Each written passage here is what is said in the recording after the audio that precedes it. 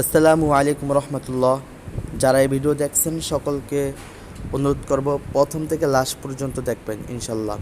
এই ভিডিওতে শতে শতে বছর আগের ইতিহাসগুলি সম্পূর্ণভাবে তুলে ধরা হয়েছে। তুলে ধরছেন যে সুপারভাইজার ইসলামী ফাউন্ডেশন নড়িয়া শরীয়তপুর হুজুরের মুখ থেকে। এই তথ্যগুলি আমাদের প্রত্যেকটা মুসলমানের প্রয়োজন, এই জন্য সবাই দেখবেন ইনশাআল্লাহ। ঠাকুর তিনি বলেছিলেন, আমারও প্রাণে যাহা চাই তুমি তাই তাই গো, গুরুতর চরণ তলে ঠেকাই মাথা। অর্থাৎ কবিগুরু ব্রিটিশদের পক্ষে থেকে ব্রিটিশদের পক্ষে কবিতা রচনা করে ব্রিটিশদের গোলাম হয়ে তিনি একটা পুরস্কারে পুরস্কৃত হয়েছেন। সেটা হচ্ছে তিনি নোবেল পুরস্কার পেয়েছিলেন শুধুমাত্র ব্রিটিশদের পক্ষে থাকার কারণে। রবি ঠাকুর অনেক শিক্ষিত ম্যান ছিলেন, তিনি কবিতা লিখেছিলেন, কিন্তু অপরপক্ষে কাজী নজরুল ইসলাম ওই ধরনের শিক্ষিত ম্যান ছিলেন না, প্রাতিষ্ঠানিক শিক্ষায় শিক্ষিত ছিলেন না। তার এলেম ছিল সরাসরি আল্লাহ রাব্বুল আলামিনের পক্ষ থেকে ইলমে লাদুনি। কিন্তু এখানে নোবেল পুরস্কার পাওয়ার কথা কে? নজরুল। যেহেতু তিনি প্রাতিষ্ঠানিক শিক্ষায় শিক্ষিত না হয়েও কবি রবীন্দ্রনাথ ঠাকুরের পর্যায়ে কবিতা লিখেছেন, সাহিত্য লিখেছেন, ঠিক না? সেখানে তাকে জেলের কুঠুরি, অন্ধকার কুঠুরি দেওয়া হয়েছিল। সেখান থেকে 1947 সালে আপনারা জানেন দেওবন্দের তৎকালীন প্রিন্সিপাল তাকে গ্রেফতার করার জন্যে কাসেম নানুতুবি রহমতুল্লাহ আলাইহি, নাম শুনছেন না আপনারা? এখানে কওমি আলেমরা কে কে আছেন একটু হাত জাগান তো দেখি। অনেক আছে মাশাআল্লাহ, হাত নাম। কাসেম নানুতুবি রহমতুল্লাহ আলাইহির নাম কওমি আলেম, আলী আলেম, সব আলেমরাই তাকে চিনে জানে। ব্রিটিশরা তাকে জিজ্ঞাসা করা হয়েছে কাসেম নানুতুবি কোথায়, তাকে গ্রেফতার করবে, হত্যা করবে, কিন্তু কাসেম নানুতুবিকে তারা চিনে না। কাসেম নানুতুবি এমন একজন সচেতন ব্যক্তি, তিনি সাহস হারালেন না। তিনি তার নিজের জায়গা থেকে একটু সরে গিয়ে বললেন, এই যে কিছুক্ষণ আগে এখানে দেখেছিলাম, দেখেন কোথায়। এই তাড়াতাড়ি তারা খুঁজতে শুরু করছে, এই কিছুক্ষণ একটা মিশা কথা হয়েছে ভাই, যা আমার জায়গা থেকে আমি যদি এখানে সইরা যদি বলি এই কিছুক্ষণ আগে এখানে দেখেছিলাম, তাহলে মিশা কথা হয়েছে? কথা বুঝে এই কথাটা তিনি বলেছিলেন। দ্বিতীয়ত, আপনারা জানেন বালাকোটের ইতিহাস পড়ে, বালাকোটের ময়দানে হাজার হাজার আলেমকে জবাই করে হত্যা করা হয়েছে। হাজার হাজার আলেম, তাদের দোষ ছিল কি? তারা তাদের দেশের পক্ষে, তারা তাদের স্বাধীনতার পক্ষে। ওই থেকে 1947 সালে ওটা ছিল মুক্তিযুদ্ধের চেতনা। মুক্তিযুদ্ধের চেতনা ওখান থেকে শুরু হয়েছে। বালাকোটের ময়দানে হাজার হাজার আলেমকে জবাই করে হত্যা করা হয়েছে। হাজার হাজার আলেম, তাদের দোষ ছিল কি? তারা তাদের দেশের পক্ষে, তারা তাদের স্বাধীনতার পক্ষে। ওই থেকে 1947 সালে ওটা ছিল মুক্তিযুদ্ধের চেতনা। মুক্তিযুদ্ধের চেতনা ওখান থেকে শুরু হয়েছে। 52 ভাষা আন্দোলনের চেতনা, তারপরে 69-এর আন্দোলন, 70-এর নির্বাচন, এই ভিতরে আরো যত আন্দোলন আছে সব কিছুর মূল চাবিকাঠি কোথায়? 47। আর 47 ঘটাইছে সম্পূর্ণভাবে আলেমরা, মুসলমানরা। কথা বুঝতে পারছি? ঢাকা বিশ্ববিদ্যালয় যখন নির্মিত হয় তখন এই ঢাকা বিশ্ববিদ্যালয়ের বিরুদ্ধে, এই ঢাকায় বাংলাদেশে ঢাকা বিশ্ববিদ্যালয় নির্মাণের বিরুদ্ধে কথা বলেছিলেন কে? রবি ঠাকুর। কে বলছিলেন? এই ইতিহাসগুলো আপনাদের জানা থাকা দরকার, কারণ এই দেশের কৃষকরা এরা বিশ্ববিদ্যালয়ে এসে কৃষিকাজ করবে, ধান রোপণ করবে, এর লেখাপড়া হবে না, তাও এটা এখানে টাকা খরচ করে লাভ কি? এটার বিরুদ্ধে ছিলেন রবি ঠাকুর। সেই রবি ঠাকুরের যখন জন্মদিন হয় ঢাকা বিশ্ববিদ্যালয়ে বিশাল শোডাউন, বিভিন্ন সভা সেমিনার করা হয়, আর সেখানে সত্য কথা বলার মতো মানুষ পাওয়া যায় না। যেই লোকটা ঢাকা বিশ্ববিদ্যালয়ের বিরুদ্ধে করেছিল ওই লোকটার পক্ষে ঢাকা বিশ্ববিদ্যালয়ের সেমিনার তো হওয়ার দূরের কথা, নাম বলা তো না মহাপাপ। কি বলে? আমাদের সমাজ ইতিহাস থেকে দূরে। সম্মানিত উপস্থিতি, 1971 সালের এই দিনে যারা মানুষকে হত্যা করেছিল নির্বিচারে, তাদেরকে জবাই করে মায়ের কোল খালি করছিল, স্ত্রীকে বিধবা করেছিল, সন্তানকে এতিম বানিয়েছিল, আমরা তাদেরকে ধিক্কার জানাই। এটা ইসলাম গ্রহণ করে না, পছন্দ করে না। আল্লাহ সুবহানাহু ওয়া তাআলা ইরশাদ করেছেন, মান ক্বাতালা নাফসান বিগাইরি নাফসিন আও ফাসাদিন ফাকান্নামা ক্বাতালান নাসা জামিআ। যে সন্ত্রাসী করবে অথবা কোনো মানুষকে হত্যা করবে, কোনো নফসকে হত্যা করবে অন্যায়ভাবে, সেজন্য পুরো মানব জাতিকেই হত্যা করবে। মান ক্বাতালা নাফসান, এখানে মানুষ বলা হয় না, নফস। সেটা একটা পিপিলিকাও, অন্যায়ভাবে একটা পিপিলিকাকে আপনি কি করতে পারেন না, হত্যা করতে পারেন না। এখানে আল্লাহ তাআলা এটা ইন্ডিকেট করে বলেন নাই যে কোনো মানুষকে যদি হত্যা করে, নফস বলছে। আর নফস যার ভিতরেই একটা আছে, তিনি নফস, সেটা যেই হোক, একটা জীবন্ত গাছ, অন্যায়ভাবে একটা জীবন্ত গাছকে আপনি কোপাইতে পারেন না, ঠিক কিনা? আপনার প্রয়োজনে যেটা বৈধ সেটা করতে পারবেন। যেমন প্রাণী হত্যা করে, প্রাণীরা হত্যার শামিল না, প্রাণী খাওয়াকে আল্লাহ তাআলা বৈধ করে দিয়েছেন। যেটা বৈধ ওটাকে হত্যা করা হত্যার শামিল না। কথা বুঝাতে পারছি? অবশ্যই আলেম ওলামা এই মাসালা আলেমদেরকে অবশ্যই বোঝানো লাগবে না। যদি সাধারণ পাবলিক থাকতো তো এই প্রশ্ন তুলে করতো যে তাহলে আপনি যে নফস হত্যা করতে বলেন, আমরা মুরগি জবাই করি, তবে তো গুনাহ না। সম্মানিত উপস্থিতি, আমাদেরকে ইতিপূর্বে আমি মাধ্যমিক শিক্ষক হিসেবে মুখে শুনেছেন, পশ্চিমারা ইহুদি খ্রিস্টানরা তাদের তালিকায় আমরা যারা আছি, এখানে যারা আছি, আমাদের বাইরে মুসলমানরা যারা আছে, তাদের তালিকায় সবাই আমরা সন্ত্রাসী। আমরা সবাই কি? আমার কথা বোঝা যাচ্ছে? এই শেষ পর্যন্ত বোঝা যাচ্ছে ভাই? আমি খুব ধীরস্থের সাথে কথা বলছি, কারণ কথাগুলো খুব গুরুত্বপূর্ণ। এই কথাগুলো আপনাদের কাজে লাগবে, মসজিদে কাজে লাগবে, অন্য সভা সেমিনারে আপনাদের কাজে লাগবে। আমি খুব ধীরস্থিতার সাথে কথা বলছি। তো আমরা ইহুদি খ্রিস্টানদের কাছে কি সন্ত্রাসী? আসলে কি সত্য? সন্ত্রাসী মুসলমানরা নাকি ওরা? কেমনি বুঝলেন? আপনাদের কাছে কি কোনো দলিল আছে? প্রমাণ আছে? সম্মানিত উপস্থিতি, আমরা বিভিন্ন রকমের আন্দোলন করে আমরা জাতিসংঘে গিয়ে আমরা বোঝানোর চেষ্টা করছি যে মুসলমানরা সন্ত্রাসী না। তখন তারা একটা স্লোগান ছাপিয়েছে। কি স্লোগান? মুসলমানরা সন্ত্রাসী নয়, যতগুলো সন্ত্রাসী কর্মকাণ্ড আছে সবগুলোই মুসলমানরা করে। কথা বুঝে? মুসলমানরা কিনা সন্ত্রাসী না, যতগুলো সন্ত্রাসী কর্মকাণ্ড হচ্ছে এগুলোর পিছনে কারা? মুসলমান সন্ত্রাসী। আসলে কি দেখি? আচ্ছা দেখেন, এই যে সন্ত্রাস শব্দটা এই পৃথিবীতে কোনো একদিন না কোনো একদিন কারো উপরে দিয়েছে, তাই না? আমরা সন্ত্রাস শব্দটা পাইছি, তাই না? নাকি হুট করে এই আসমান থেকে সন্ত্রাস শব্দটা নামিয়ে আসছে? কেউ না কেউ এই সন্ত্রাস শব্দটা তার উপরে আরোপিত করছে সর্বপ্রথম। সন্ত্রাসের ইংরেজি হচ্ছে টেরর। কেমন?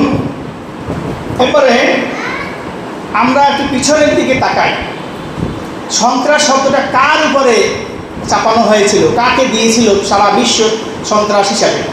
কোনো মুসলমানের উপরে নাকি অন্য কারোর উপরে? এই সন্ত্রাস শব্দটা 1870 সালে ফরাসি বিপ্লবের সময়, তখন জ্যাকোবিন সরকারের ম্যাক্স পিয়র, কথাগুলো মনে রাখে, জ্যাকোবিন সরকারের যিনি প্রধান ছিলেন তিনি ছিলেন ম্যাক্স পিয়র। নামে বোঝা যায় মুসলমান নাকি? না। এই লোকটাই তৎকালীন সময় তার দেশে প্রায় 2 লক্ষ নিরীহ মানুষকে হত্যা করেছে।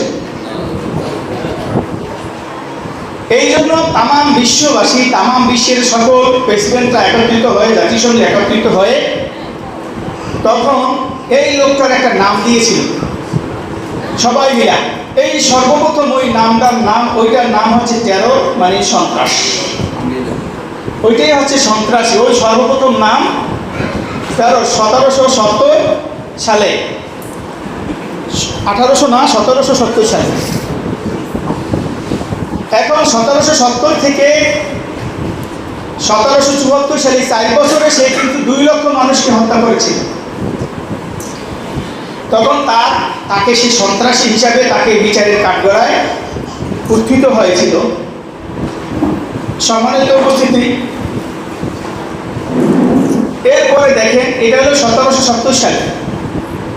1886 সালে আমেরিকা সবচেয়ে একটা গুরুত্বপূর্ণ শহর, আপনারা বিভিন্ন পরীক্ষায় আপনারা পাবেন, বিভিন্ন পরীক্ষায় আসে, এই বিশ্বের সবচেয়ে বড় কসাইখানা কোনটা? কি? শিকাগো শহর। কোন শহর? একটু বলেন আমার সাথে। শিকাগো শহর। এটা আমেরিকার শিকাগো শহর বিশ্বের সবচেয়ে বড় কসাইখানা। সেখানে সবচেয়ে বেশি প্রাণী হত্যা করা হয়, জবাই করা হয়। 1886 সালে এই শিকাগো শহরের এই কসাইখানা এলাকায় শ্রমিকরা তাদের ন্যায্য দাবি আদায়ের লক্ষ্যে একটা মিছিল বের করেছিল। এই মিছিলে তৎকালীন সরকার পাখির মতো গুলি করে তাদেরকে হত্যা করেছে। শুধু হত্যা করেই ক্ষান্ত হয় নাই, এরপরে এদের যে লিডার আছে, এই শ্রমিকদের লিডারদেরকে গ্রেফতার করা হয়েছে। গ্রেফতার করে 1 মে 1988 সালে 1 মে তাদেরকে বিচারে প্রহসনমূলক বিচার করে, যেটা ইতিপূর্বে আলেম ওলামাকে অন্যায়ভাবে বিচার করে গলায় ফাঁসি দেওয়া হয়েছে, ঠিক এমনিভাবে একটা বিচার করে তাদেরকে ফাঁসির কাস্টে ঝুলানো হয়েছে। এটা হচ্ছে 1 মে। এখন আপনারা বলেন 1 মে কি দিবস? বলেন। 1 মে ওই থেকে শুরু হয়েছে।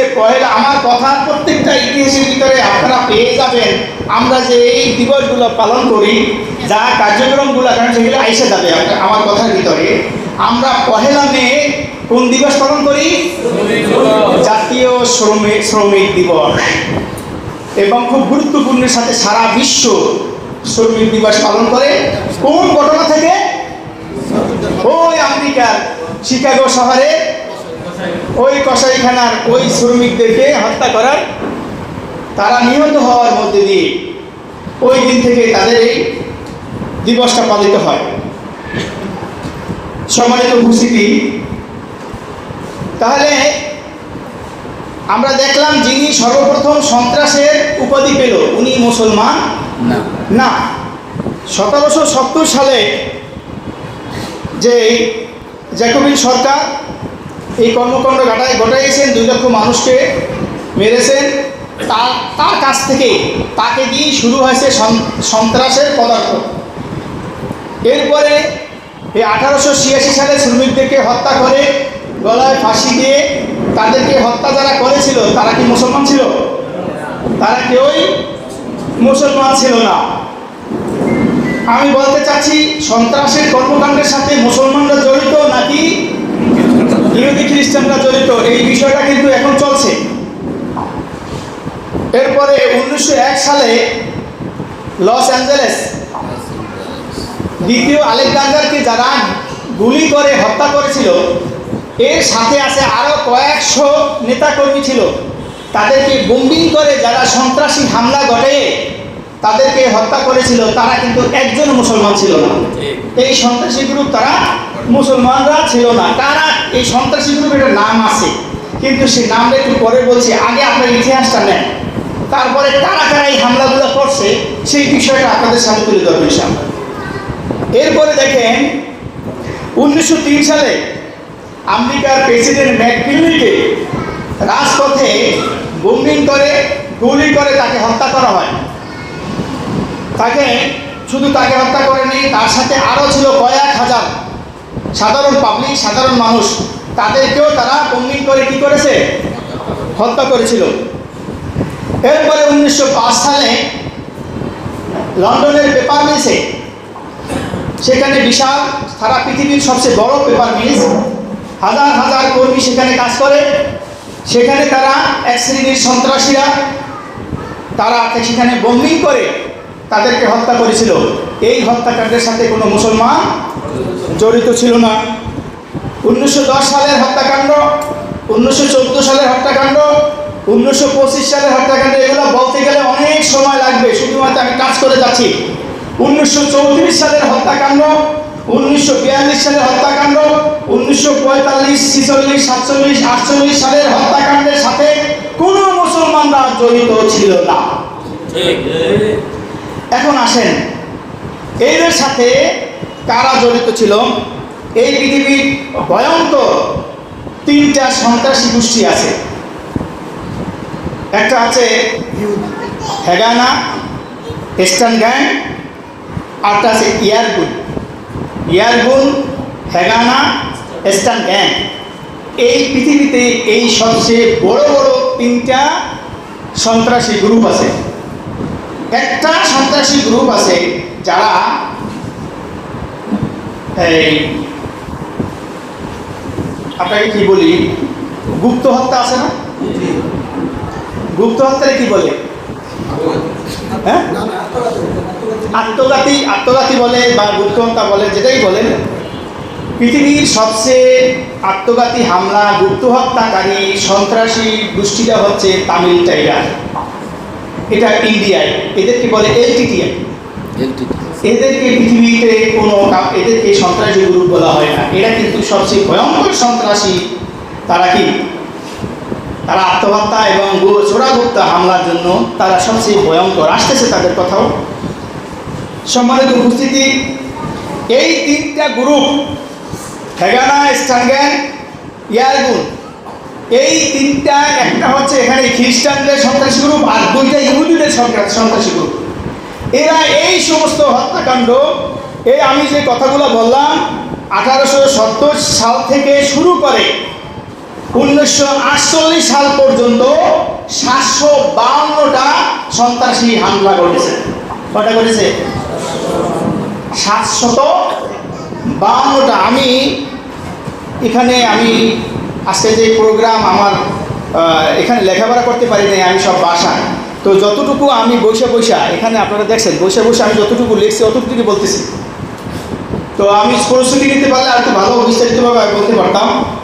তো আমি এখানে বসে আমি চিন্তা করেছি যে অতীতে আমার বক্তব্যগুলো আছে, এই চিন্তা করে সেগুলো আমি যতটুকু সম্ভব লিখেছি। তো এখানে কয়টা বললাম সন্ত্রাসী হামলা হয়েছে? 752টি সন্ত্রাসী হামলা হয়েছে। শুধু 1941 সাল থেকে 1948 সাল পর্যন্ত এই 7 বছরে 250টা সন্ত্রাসী হামলা ঘটেছে। এই হামলার সাথে কোনো মুসলমানরা জড়িত ছিল না। 1945 সালে 22 জুলাই লন্ডনের কিং ডেভিড হোটেলে, সেখানে হাজার হাজার মানুষকে হোটেলে খাদ্যরত অবস্থায়, হোটেলে বসবাস করা অবস্থায় সেখানে বোম্বিং আর গুলি করে কয়েক হাজার মানুষকে, নিরীহ মানুষকে হত্যা করা হয়েছিল। এই সন্ত্রাসী কর্মকাণ্ড যিনি ঘটিয়েছেন, এই সন্ত্রাসী কর্মকাণ্ডের যিনি লিডার, এই লিডারের নাম হচ্ছে মুনাফেম বেগান। ওর নাম কি? মুনাফেম বেগান। উনি ইয়াহুদি। এই মুনাফেম বেগানকে তৎকালীন বিশ্ব যখন এই কর্মকাণ্ড ঘটিয়েছেন, কিং ডেভিড হোটেলে তিনি হামলা করে হাজার হাজার নিরীহ মানুষকে হত্যা করেছিলেন, এই সময় তাকে একটা উপাধি দেওয়া হয়েছিল। সেই উপাধিটা পুরো বিশ্ব জানতো না। এই সর্বপ্রথম উপাধি দিচ্ছে। কি উপাধি দিচ্ছে? তার নাম দেওয়া হয়েছে তামাম বিশ্ব টপ 13। কি দিছে? আগে আমরা পাইছি কি 13। এই 13 কাকে উপাধি দিছে? কোনো মুসলমানকে নাকি? কথা বুঝেন? এরপরে আমরা জেনেছি টপ 13। ইতিপূর্বে আমরা টপ 13 কোনো জানতাম না, আমরা জানতাম 13। এখন টপ 13 উপাধি কারে দিছে? মুনাফেম বেগান, ইহুদিদের সন্ত্রাসী লিডার, ইয়ারগুনের লিডার মুনাফেম বেগান, তাকে সন্ত্রাসের গডফাদার উপাধি দেওয়া হয়েছে। আপনারা আশ্চর্য হবেন, সেই সন্ত্রাসের গডফাদার এর পরবর্তীতে তাকে ইসরায়েলের প্রেসিডেন্ট করা হয়। আপনারা আশ্চর্য হবেন আরও বিষয় জেনে, এই টপ 13 মুনাফেম বেগানকে তৎকালীন সময় শান্তিতে নোবেল পুরস্কার দেওয়া হয়। এশিয়ার দুঃখ কি থাকতে পারে? মুনাফেম বেগান যদি কোনো মুসলমান হতো, আজকের মুসলমানরা পৃথিবীতে টিকে থাকাই দায় হয়ে যেত। তাহলে এই মুনাফেম বেগান তিনি সেই ইসরায়েলের প্রেসিডেন্টও হলেন, আবার কি হলেন, আবার নোবেল পুরস্কারও পেলেন। তিনি কিন্তু সন্ত্রাসের কি টপ 13। কেমন? এরপরে 1946 সালে আপনারা জানেন আমেরিকা কর্তৃক জাপানের হিরোশিমা আর নাগাসাকিতে অ্যাটম বোম ফেলেছিল। এই কথাটা তো আপনারা জানেন। এখন অ্যাটম বোম ফেলার কারণে জাপান যে ক্ষতিগ্রস্ত হয়েছে, শুধুমাত্র ওই সময় ক্ষতিগ্রস্ত হয় নাই, সে বোম্বিংয়ের সেই পচা গ্যাসে আজও পর্যন্ত জাপান সেই তাদের টেরোজি, তাদের বিভিন্ন কার্যক্রম, দুঃখজনক বিষয়গুলো তারা পালন করে থাকে। আজ পর্যন্ত তাদের মায়ের গর্ভ থেকে পঙ্গু সন্তান জন্মগ্রহণ করে। 1946 সালে, কারণ ওই বিষাক্ত গ্যাসের কারণে এইরকম অবস্থা হচ্ছে হিরোশিমা আর নাগাসাকিতে। আজও অন্ধ শিশুরা জন্মায়, আজও বিকলাঙ্গ শিশুরা জন্মায় সেখানে, শুধুমাত্র পরীক্ষা করে দেখছে ওই বোমা জার্মের কারণে, বিষের কারণে এই সমস্যাটা সৃষ্টি হচ্ছে। যে তাহলে পৃথিবীর সবচেয়ে সুন্দর একটা রাষ্ট্র, উন্নত রাষ্ট্র, সেই জাপানের 2টা শহরকে তারা বোম্বিং করে তছনছ করে দিয়েছিল। এই সন্ত্রাসী হামলা যারা করেছিল এরা বোধহয় মুসলমান, কি বলেন? মুসলমান? মুসলমান। আপনারা মনে হয় যে ক্লান্ত হয়ে যাচ্ছেন, আমি শেষ করে দেব ইনশাআল্লাহ। সম্মানিত উপস্থিতি, বলা হয়েছে হিটলারের কথা বলা হয়েছে না? হিটলারের রাষ্ট্র কোথায়, বাড়ি কোথায় জানেন? জার্মান। হিটলারের, ধন্যবাদ, হিটলারের বাড়ি কোথায়? জার্মান। জার্মানিতে হিটলার পুরো বিশ্ব নাৎসি বাহিনী গঠন করে পুরো বিশ্বকে তিনি হাতে নিয়ে নিয়েছিলেন। কিন্তু জার্মানিতে তিনি সর্বশেষ বয়সে জার্মানির রাজপথে নিজের মাথায় নিজে গুলি করে আত্মহত্যা করেছিলেন। সর্বপ্রথম তার স্ত্রীকে তিনি হত্যা করেছেন, তারপরে রিভলভার ধরে নিজের মাথায় নিজে আত্মহত্যা করেছেন। তাহলে তার জীবনটা খুব ভালো ছিল, শেষ জীবনে এসে তিনি ব্যর্থ হয়েছেন। কি হয়েছে? ব্যর্থ হয়েছে। রাসূলুল্লাহ সাল্লাল্লাহু আলাইহি ওয়াসাল্লামকে পৃথিবীর সর্বশ্রেষ্ঠ মহামানব উপাধি দিয়েছিলেন একজন খ্রিস্টান লেখক, তার নাম মাইকেল এইচ হার্ট। তার নাম কি? Michael H heart. Michael H heart একটা বই লিখেছেন, দ্য 100। কি বই? দ্য 100। ওখানে তাম বিশ্বের যত মনীষী আছে, আজ প্রায় পৃথিবীর ভিতরে 800 কোটি মানুষ আছে। এই 800 কোটি মানুষের ভিতর থেকে যাচাই করে তাদের জীবনী পড়ে সব কিছু যাচাই করে 100 জন মানুষকে বের করেছে। কত মানুষকে? এই 100 জন মানুষ হলো পৃথিবীর 800 জন মানুষের প্রতিনিধি, পৃথিবীর 800 জন মানুষের প্রধান। এই 100 জন মানুষ, এটা চারটিখানি বিষয়। এরপরে সবচেয়ে কঠিন আর একটা বিষয় আসছে, যিনি এই 100 জন মানুষের ভিতরে কে হবে প্রধান। কিন্তু মুখস্থ একটা লেখলেই তো হবে না, যুক্তি দেওয়া লাগবে তো। কি দেওয়া লাগবে? বোনেরা বুঝতে পারতেছেন তো? আপনার মুখস্থ একটা করিয়ে দেবেন, এটা হয়ে যাবে না। পুরো বিশ্ব আপনাকে যুক্তি ছাড়া কোনো কথা গ্রহণ করবে না, দলিল ছাড়া কোনো কথা গ্রহণ করবে না। তা যিনি লেখক মাইকেল এইচ হার্ট, অনেক অভিজ্ঞ, অনেক মেধাবী লেখক, তিনি আবার গবেষণায় বসলেন 100 জন মানুষের ভিতরে তিনি কে হবে সর্বপ্রধান। এবারে তিনি মাওলানা শুনতে পারছেন তো? এবারে তিনি একটা দাড়িপাল্লা নির্ণয় করলেন। কি দাড়িপাল্লা? দাড়িপাল্লা দিয়ে মাপবেন কে পৃথিবীর সর্বশ্রেষ্ঠ হবেন।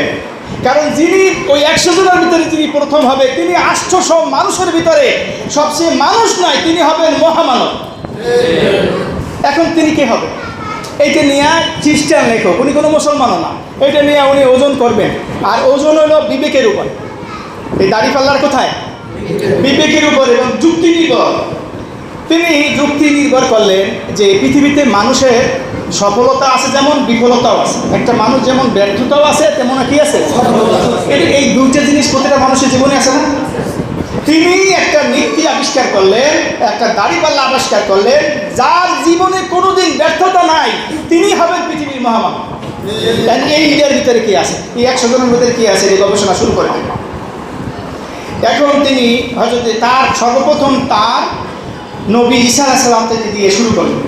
তিনি ঈসা আলাইহিস সালামের জীবনী পড়লেন।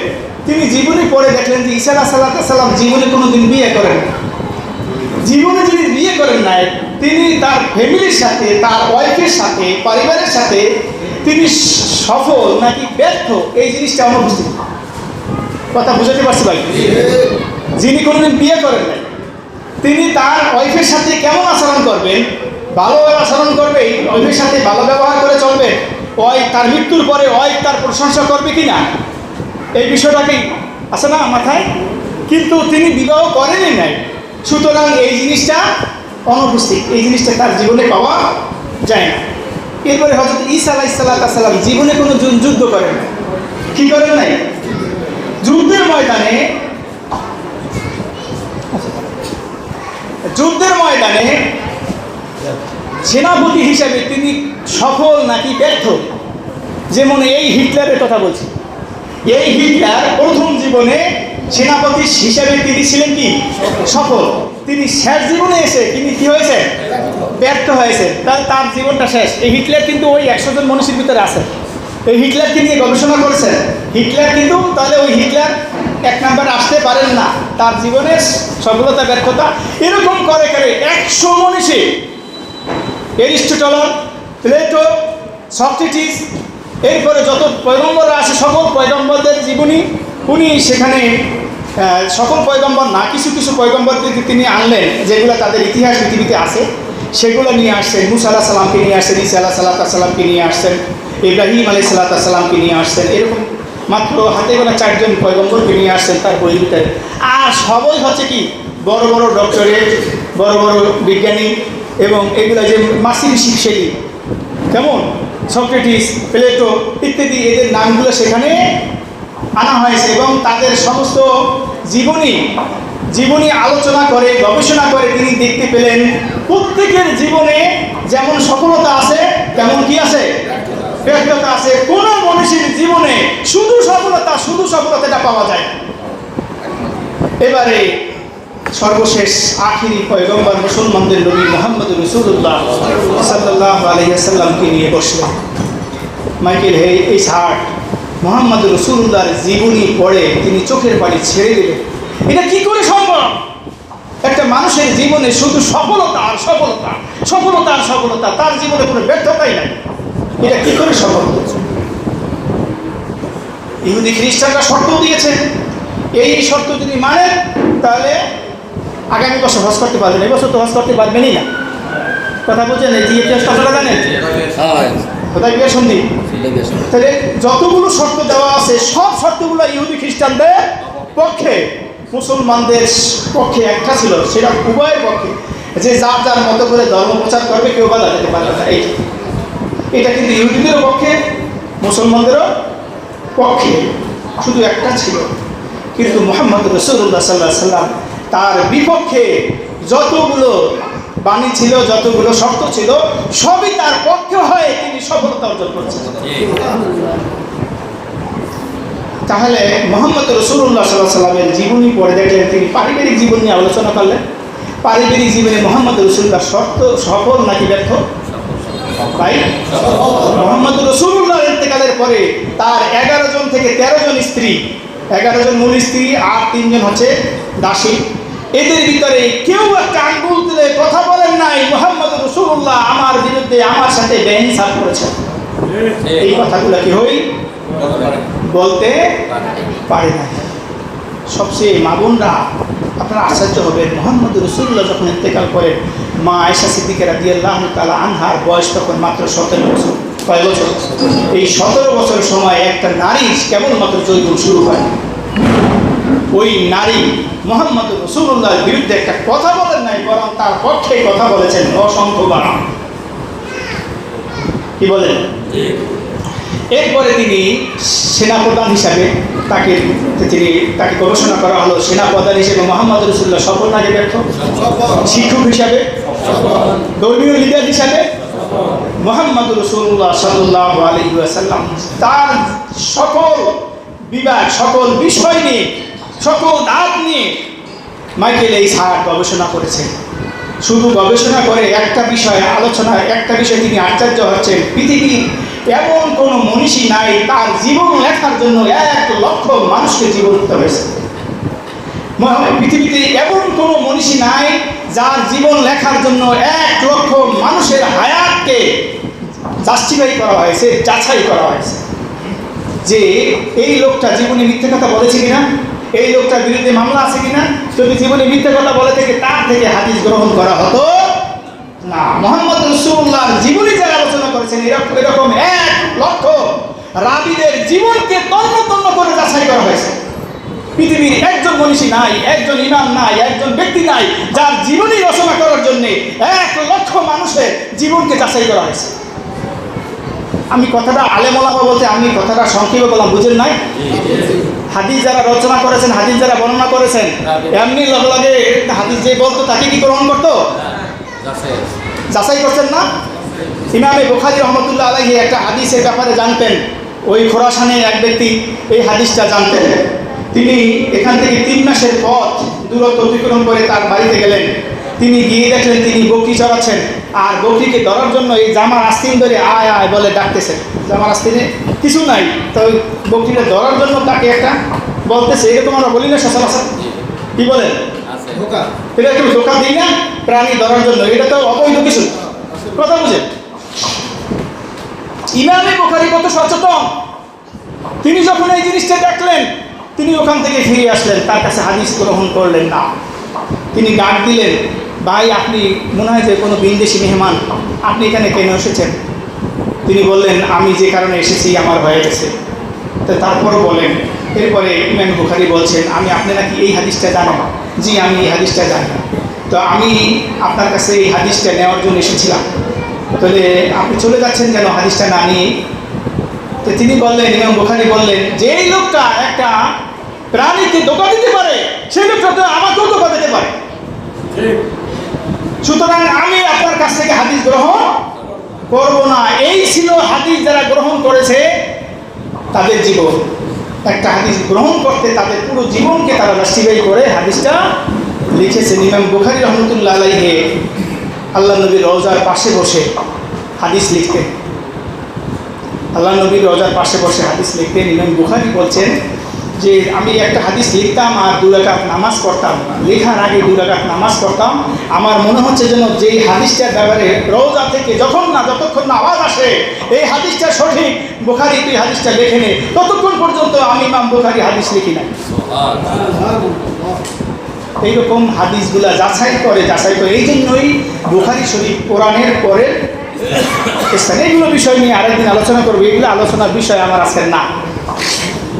সম্মানিত উপস্থিতি, বলতেছিলাম মাইকেল এইচ হার্ট যিনি দ্য 100 একটা বই লিখেছেন, ওখানে তিনি নীতি দিলেন, ওখানে তিনি দাড়িপাল্লা দিলেন, যার জীবনে সফলতা ব্যর্থতা নেই, তিনি হবেন বিশ্বের সর্বশ্রেষ্ঠ মহামানব। তিনি ঘোষণা দিলেন তিনি ওই বইয়ের সর্বপ্রথম যার নাম লেখলেন তিনি হচ্ছেন আপনার আমার নবী, প্রিয় নবী মুহাম্মদুর রাসূলুল্লাহ সাল্লাল্লাহু আলাইহি ওয়াসাল্লাম। এবার এই বইটা ছাপানোর সাথে সাথে তাকে জার্মানির সকল সাংবাদিকরা ঘিরে ধরেছে।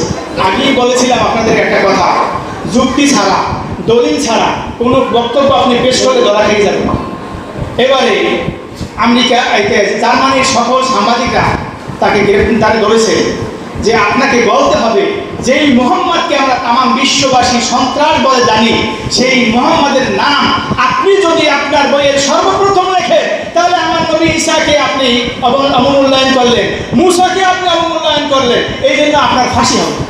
আপনারা সঠিক জবাব দিয়ে দিতে হবে। আগে বলতেছিলাম যিনি এই বইটা লিখেছেন উনি অত্যন্ত মেধাবী জ্ঞান ছিলেন।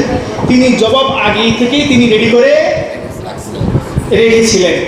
তিনি তখন তাদেরকে বলেছিলেন আমি এমন একটা নীতি আবিষ্কার করেছি যেটা হলো এই নীতিটা যে পৃথিবীর প্রত্যেকটা মানুষের ভিতরে সফলতা আর ব্যর্থতা আছে। এখন আমি যত আলোচনা করেছি, যত ইতিহাস আমি পড়েছি, তোমরাও পড়ে দেখো, প্রত্যেকের জীবনে কোনো না কোনো দিক থেকে সফলতাও আছে, সাথে সাথে কি আছে, ব্যর্থতাও আছে। কিন্তু একটা মানুষের ভিতরে আমি জীবনে কোনো ব্যর্থতা পাই নাই, শুধু সফলতা আর সফলতা। তিনি হচ্ছেন মুহাম্মদুর রাসূলুল্লাহ সাল্লাল্লাহু আলাইহি ওয়াসাল্লাম। সুতরাং আসুন মুহাম্মদুর রাসূলুল্লাহ সাল্লাল্লাহু আলাইহি ওয়াসাল্লাম তিনি একদিকে নিরীহ মানুষকে হত্যার ব্যাপারে তিনি ভয়াবহ বাণী প্রচার করেছেন, ভয়াবহ বাণী দিয়েছেন। এদিকে আপনারা এই বিষয়গুলো আপনারা জেনে নেবেন কোরআন হাদিসের ইতে। তারপরেও আমি দেখি পৃথিবীতে আরও কিছু সন্ত্রাসী রয়েছে, হিটলার ছাড়াও মুসোলিনি, ইতিপূর্বে আপনারা শুনেছেন মুসোলিনি, মাও সেতুর। মুসোলিনি হচ্ছে রোমে, ইতালি কেমন, আর হিটলার বললাম তো কোথায়, জার্মানি কেমন। এরপরে মাও সেতুর তিনি একজন সন্ত্রাসের গডফাদার, কোথায়, চীনে কেমন। এরপর আছে অশোক কলিফের কেটা যুদ্ধে হাজার হাজার লক্ষ লক্ষ মানুষকে তিনি নিরীহ মানুষকে হত্যা করেছিলেন। অত সেই অশোককে তামাম বিশ্বব্যাপী সন্ত্রাস বলে না। অশোক ভারতের, ইন্ডিয়ার। এরপর আছে বুশ, মাশাআল্লাহ, আল্লাহর ওলি, তাই না, কি বলেন, ইরাকে, আফগানে হাজার হাজার নারী, পুরুষ, শিশু, মা বোনদেরকে হত্যা করেছিল নিরীহভাবে। নিরীহ মা বোনদেরকে, নিরীহ সাধারণ পাবলিকদেরকে, শিশুদেরকে তারা হত্যা করেছিল। এরপরে আমি একটি কথা বলেছিলাম, ইন্ডিয়ার আছে তামিল টাইগার, এলটিটিআই সবচেয়ে গুপ্ত হত্যাকারী, পৃথিবীর ভিতরে ভয়ঙ্কর। তাদেরকে কিন্তু পৃথিবীতে সন্ত্রাসী বলে না, তাদেরকে বলে এলটিটিআই। শুধু কি বলে, এলটিটিআই। এরপরে আছে উলফা গোষ্ঠী, আসাম প্রদেশে উলফা গোষ্ঠী আছে। ইতিপূর্বে আপনারা দেখেছেন পাকিস্তানে ওই অঞ্চলগুলোতে, কাশ্মীরের অঞ্চলগুলোতে হাজার হাজার নারী পুরুষ, নিরীহ নারী পুরুষ, শিশু সন্তানদেরকে হত্যা করছে। কাশ্মীরে কারা হত্যা করছে? এই মাওলানা সাহেব, কি ভালো লাগে না ভাই, ছেড়ে দিচ্ছি ভাই। আমি কাশ্মীরে যেই সন্ত্রাসী গ্রুপ হামলা করতেছে, এদের নাম কি? ওই মাওলানা সাহেবকে বলতেছিলাম, সে পাশে একজনের সাথে হাসাহাসি করতেছে। ভাই আমার কষ্ট হচ্ছে, আমার নিজেরই কষ্ট হচ্ছে, আমার এই ধরে রাখছি না, আমার পেইন হচ্ছে, প্রচুর পেইন হচ্ছে। তো তাহলে এই যে আপাতত এই যে সন্ত্রাসী গোষ্ঠীর কথা বললাম, এবারে কিছু মুসলমান সন্ত্রাসী গোষ্ঠীও আছে। মুসলমান নামদারি কিছু সন্ত্রাসী গোষ্ঠী আছে। প্রকৃত মুসলমান কোনোদিন সন্ত্রাস হতে পারে না, এইটা মাথায় রাখবেন। কেমন? মুসলমান, ইসলাম শব্দের অর্থ আত্মসমর্পণকারী, আর যিনি আত্মসমর্পণ করেন তিনি শান্তিতে থাকেন। কি এই জন্য সরাসরি ইসলাম শব্দের অর্থ কি বলি? শান্তি। সুতরাং মুসলমানরা কখনোই সন্ত্রাস হতে পারে না। কিছু নামদারি লোক সন্ত্রাসী হয়েছে, ইসলামী স্টেট নামে একটা সন্ত্রাসী গ্রুপ করা হয়েছে। এরপরে কাফের মুশরিকদের ভাষায় যদি আমরা বলি, ওই যে ইরাকের সাদ্দাম হোসেনকে তারা সন্ত্রাসী বলে থাকে। আচ্ছা আসেন তো, এই ধরুন পৃথিবীর ভিতরে যতগুলো রাষ্ট্রপ্রধান আছে, ইল্লা মাশাআল্লাহ ম্যাক্সিমাম রাষ্ট্রপ্রধানরা তারা মুসলমান নামধারী, কিন্তু নামাজ রোজা বা ধর্মীয় সেভাবে তারা পালন করে না। ইল্লা মাশাআল্লাহ দু চারটা থাকে আছে, কিন্তু বেশিরভাগ রাষ্ট্রপ্রধানরা কি হয়, বিধর্মী না, ওই মুসলমান নামধারী, আমাদের মুসলমানদের রাষ্ট্রগুলোতে বলি মুসলমান নামধারী, কিন্তু তারা সঠিকভাবে ধর্মের বাস্তবায়ন তারা করে না। কথা বুঝতে পারছি? এখন বুঝে না কারা কারা আছে। আমি নাম করব না, বাংলাদেশেও আছে রাষ্ট্রপ্রধান ইতিপূর্বে হয়েছে। এরা কি মুসলমান না ইহুদি খ্রিস্টান? কেউ আছে ফাঁসে, কেউ আছে ধর্মের লেবাসদারি, কি বলেন, কেউ আছে নামাজ না পড়লে ভোট পাবে না, এই ধরনের কি আছে, সারা জীবন 18 বছর না 24 বছর তার পড়ে আসছে। এইরকম কিছু কিছু এদেরকে বলা হয় বাটপার নাকি, এরা এইরকম আছে, এরা একটু নামদারি মুসলমান। তাহলে প্রকৃত পক্ষে যারা ধর্ম পালন করে তারা কোনোদিন মুসলমানদের ভিতরে তারা কোনোদিন সন্ত্রাস হতে পারে না। সুতরাং যারা আমাদেরকে কিছু কিছু মুসলমান নামদারি সন্ত্রাসী গোষ্ঠীর বিষয় আমাদেরকে সন্ত্রাস বলে, তাম বিশ্ববাসীকে, বিশ্বের মুসলমানদেরকে সন্ত্রাস বলে, সুতরাং তারা নিজেরাই সন্ত্রাস। কি বলেন? সর্বশেষ কথা হলো তারা কি সন্ত্রাস। আমার সাথে আসে দেখান পারলে যে তারা যে সমস্ত কথাগুলো আমি বললাম, এই 1770 খ্রিস্টাব্দ থেকে এই পর্যন্ত যতগুলো ইতিহাস বললাম, সব ইতিহাসের সব হত্যাকাণ্ডের সাথে, সব বোম্বিংয়ের সাথে, সব ধরনের হত্যাকাণ্ডের সাথে জড়িত তারা ইহুদি খ্রিস্টান আর আমাদের দাদা বাবুরা কেমন। সুতরাং আসুন আমরা এই বিষয়ে আমরা আর কথা না বলি। সুতরাং 26শে মার্চ মহান স্বাধীনতা দিবস এটা আমাদের জন্য রহমত ছিল, কিন্তু এটা আমাদের পার্শ্ববর্তী আমাদের এক শ্রেণীর ভাইদের জন্য আমাদের চেয়েও বেশি উপকার